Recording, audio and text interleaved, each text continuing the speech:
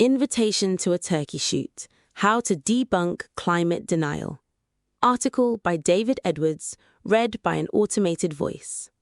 We, of course, post on all kinds of emotive and controversial issues on social media: genocide in Gaza, the war of aggression on Iran, the weaponization of anti-Semitism to undermine democratic choice and defend Israel, and so on. Perhaps because we don't post out of anger and hate, we don't generally receive a lot of hostility in response. Remarkably, the one issue that is all but guaranteed to generate snarling dismissals and abuse is climate change. Discussion of highly sophisticated and complex climate science has become a populist cause among people raised on a diet of trashy tabloids and hard-right politics: reform, restore, MAGA. Their passionate conviction, climate scientists and alarmist politicians are faking data to secure research grants and tyrannical control of society. With great, mocking confidence, scientists are accused of the most childish errors. Like all bad guys, they are as stupid as they are corrupt. On 26 May, the Met Office posted on X: "Today is now the hottest day in May on record, with Heathrow and Kew Gardens provisionally reaching 35.0 degrees Celsius. Until yesterday, the highest temperature in May was 32.8 degrees Celsius, but we've now exceeded that record on consecutive days by a full 2 degrees. The Met Office emphasised the full 2 degrees because in the last century, records have usually been broken by tenths or hundredths of a degree. Despite what many people appear to believe, this spring was actually the warmest on record for England and Wales. The last 3 years are the top 3 warmest years on record. 9 of the top 10 warmest springs have been since 2007. Paul Hodson, a BBC meteorologist and climate correspondent, posted: "Every weather station, both rural and urban, in Yorkshire and Lincolnshire set a new May temperature record yesterday. Unprecedented. For the climate skeptics out there, the game is up. Go and bore someone else with your nonsense." Niall Belgerze, who focuses on extreme weather events worldwide, commented over a graph: "Hard to believe I'm even writing this.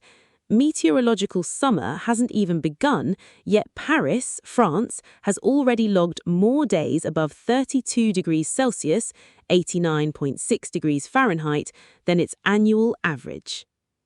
Jeff Berardelli, chief meteorologist and climate specialist at WFLA, Tampa Bay, posted a map of shattered temperature records in France that also contained this comment: "A totally historical day. 334 monthly records was simultaneously broken this afternoon in France. Never in the history of climatology have so many records fallen all at once." Nevertheless, in response to the latest heat waves, the BBC featured the following responses from 2 male beachgoers: "I just love it. Just bring it on. More, more. If this is what global warming means, don't want the other stuff, but lovely temperatures like this is good." The second interviewee agreed. "Got to make the most of the sunshine. You can't complain about it. It's not here for long enough, is it? So yeah, make the most of the sunshine, come down by the sea and enjoy it." In 2022, Saffron O'Neill, professor of geography at the University of Exeter, led a study which investigated the visual reporting of heat waves over the summer of 2019 in the UK, the Netherlands, Germany, and France. The conclusion: many visuals were positively valenced, in contrast to article texts, framing heat waves as fun in the sun. The most prevalent types of images in all countries were photographs of people having fun in or by water. When images did depict the danger of heat extremes, people were largely absent. Professor Catherine Hayhoe of Texas Tech responded to an article on the BBC website. This article says climate change is believed to have played a role in the UK's extreme heat this week. As a climate scientist, let me fact-check that. First, climate change is not a religion. No belief is required. It is about evidence. And the evidence has been crystal clear for more than 2 decades. Climate change is making heat waves hotter, longer, more frequent, and more dangerous. In fact, science has advanced far beyond saying climate change merely played a role. Today, we can quantify how much more likely and how much hotter climate change made a specific event. Bill Maguire, Professor Emeritus of Geophysical and Climate Hazards at University College London, was more direct. Climate change is believed to have played a role in such hot spells as this. FFS, BBC News. Belief has nothing to do with it. This is hard scientific fact. When will you get this right? Carbon Brief, a UK-based website specialising in the science and policy of climate change, found that despite blanket news coverage of the record heat in media outlets across Western Europe, there has been relatively little commentary from their opinion pages. No major UK newspapers have published editorials about the heat, and no space has been dedicated to it in the comment sections of the largest French and Spanish newspapers. One exception in UK media was the Daily Mail's climate skeptic columnist Richard Littlejohn, writing an article mocking heat safety measures and warnings issued by the Met Office and the UK HCA. Fiddling the figures.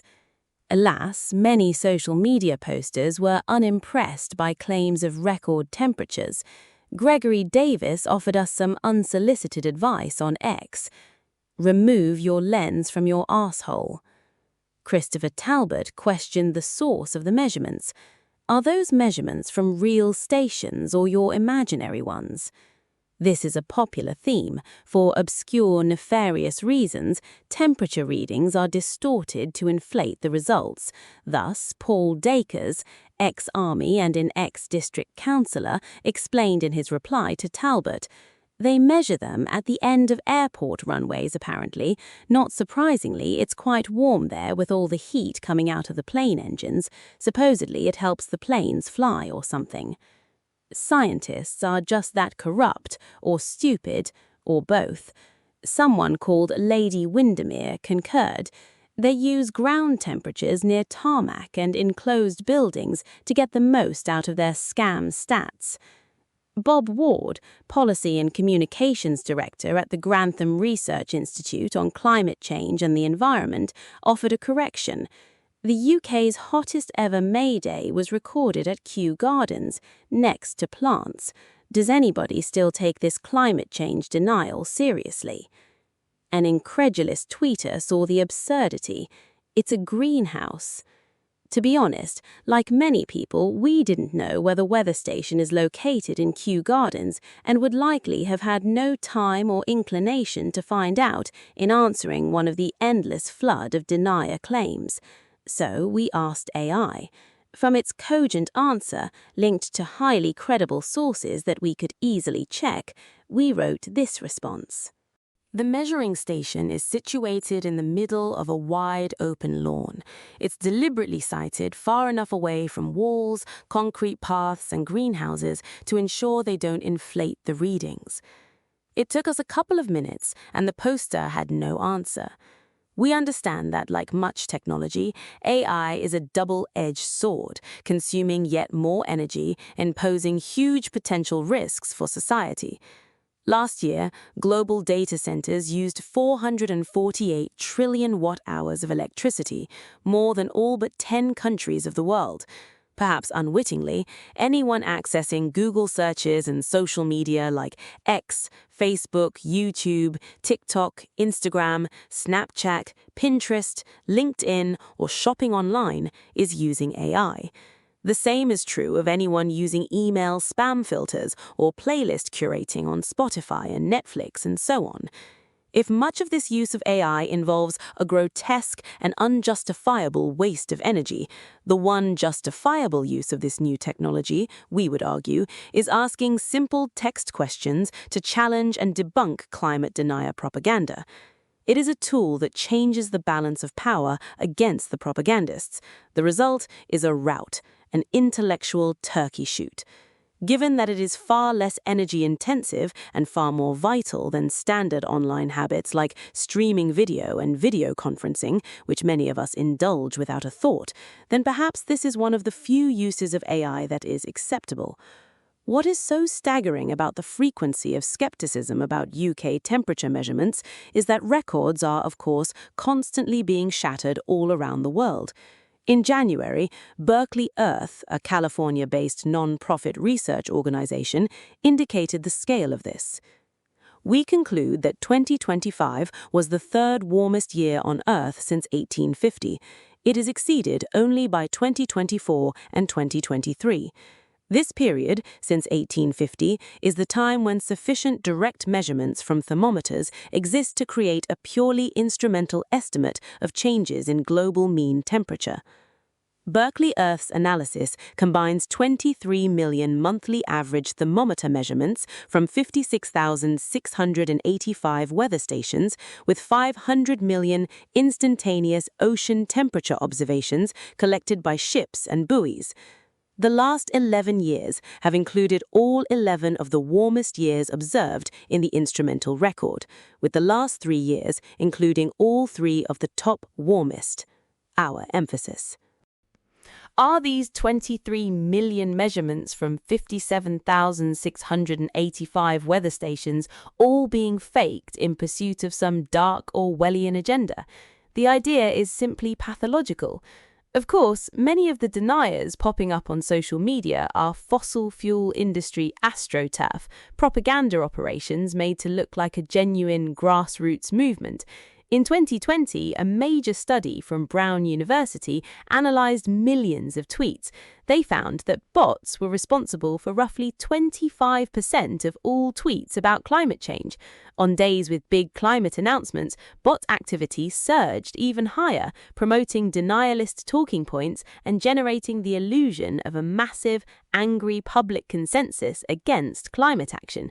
On the other hand, we suspect a substantial portion of posters are just people who have been misled by this propaganda effort. Back on X, Ken H. Lane dismissed the idea that humans could have increased the level of atmospheric CO2 by 50%. In fact, for roughly 10,000 years leading up to the mid-18th century, the Earth's pre-industrial atmospheric CO2 baseline was stable at around 280 ppm. The current level is 430 ppm, an increase of 53%.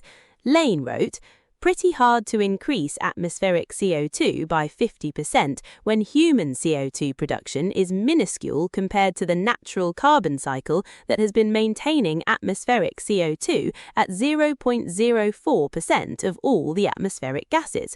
It takes mere seconds to run that claim through AI. Just copy and paste and ask, is this true? We studied the answer, read the linked sources, and quickly posted this response. The argument assumes that because natural CO2 emissions are large, human emissions are too small to matter. Think of the natural carbon cycle like a business bank account. Natural cycle, every month the business automatically deposits £100,000 and automatically withdraws £100,000. The net change is zero. The account balance stays perfectly steady. The human input, now a human comes along and deposits an extra £4,000 every single month but never withdraws anything. Even though £4,000 is small compared to the £100,000 flowing through the account, it has nowhere to go. Over time, that £4,000 monthly surplus accumulates. After a few years, the account balance will skyrocket. That is exactly what humans are doing to the atmosphere. Ian Guthrie wrote, "Media Lens et al. Probably support politically motivated high energy prices, which contribute to winter deaths which are 4x higher at least. Not saying you should ignore heat deaths, but saving summer deaths by killing more in winter seems counterproductive. In fact, there's compelling evidence that the steep rise in heat-related deaths due to global warming will far exceed any drop related to cold, resulting in a net increase in mortality across Europe." In India, the city of Banda in Uttar Pradesh and regions in Rajasthan officially recorded peaks of 48.2 degrees Celsius last month, making them some of the hottest places on Earth. For weeks, maximum temperatures ranging between 45 to 46 degrees Celsius struck a huge portion of the country. Weather data recently showed that 95 to 98 of the world's 100 hottest cities were located simultaneously inside India. As a result, power grids have collapsed under record demands from air conditioning. Hospitals have reported a massive influx of patients suffering from severe dehydration, heat exhaustion, and kidney-related complications. Climate researcher Dr. Genevieve Gwenther, founding director of End Climate Silence, posted a link to a new study estimating heatwave-induced excess mortality in India's districts, with a quote, "We estimate that a single day of extreme heat causes approximately 3,400 excess deaths nationally. A 5-day heatwave causes nearly 30,000. You may not know it, you may not believe it, but the reality is that a ruthless propaganda war is being waged against human civilization in the name of short-term greed at any cost. It is that simple, that irrational. Even though truth, science, and sanity are on our side, human civilization is currently losing the war. One of the key reasons for our loss is that many of us are going down without a fight. In a time when it is easier than ever to check and debunk climate denier claims, that must change. If any friendly academics or others are able to help us access the ProQuest or Nexus media database, please email us smlens@protonmail.com. Media Lens is 25 years old in July 2026.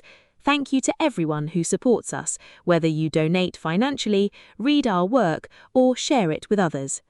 David Edwards is co-editor of Media Lens and author of A Short Book About Ego and The Remedy of Meditation, Mantra Books 2025, available here.